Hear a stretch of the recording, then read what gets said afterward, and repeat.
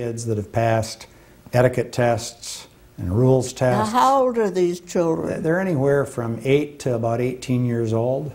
And on Sunday nights, they get to come and play at the Belvedere for free. Oh. Dean divides them up into teams, and they go out, and we have mentors that go out with them. And if the mentors spend X number of time with the kids, helping out besides the various golf professionals in the area, who PGA members and LPGA members that help. But if the mentors spend a certain amount of time, then in addition to that, the Belvedere lets them play a certain number of rounds for free at the Belvedere and can bring a guest. Oh my! Because of the fact that they've helped out with the community program. So now, about how many children are in this program, would you say? Up to 200 kids we've had. Yeah, so quite a few kids. And we get a lot of the summer kids that participate too. Really? That aren't necessarily residents, but are here during the summer. Yeah, and for a very nominal fee. And in fact, we have a scholarship program within the junior golf program for kids that maybe financially it would be a burden on their families. We get clubs for them, we get them cut down to their size, and we take care of their entry fees into our junior golf association. That's wonderful. Yeah. So it's turned into a real nice program.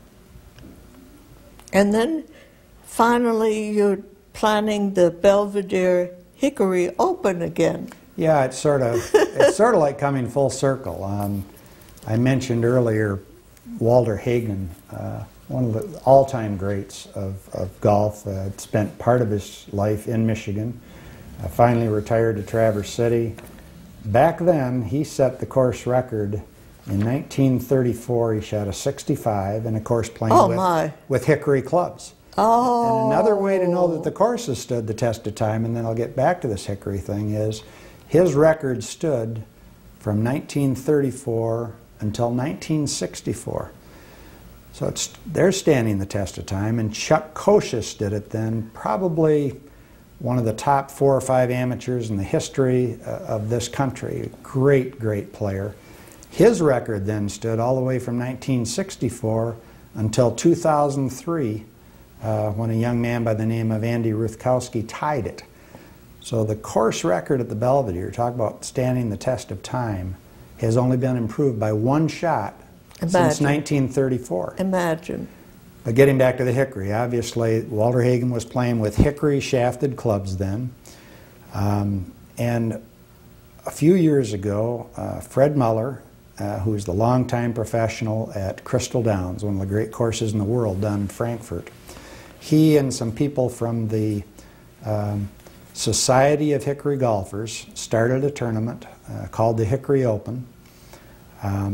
It's played with pre-1935 clubs, not remakes. These are pre-35 clubs. Where do you find them? Well, when we have the Hickory Open here, we'll have 9 to 10 states involved, Canada. We have players from England.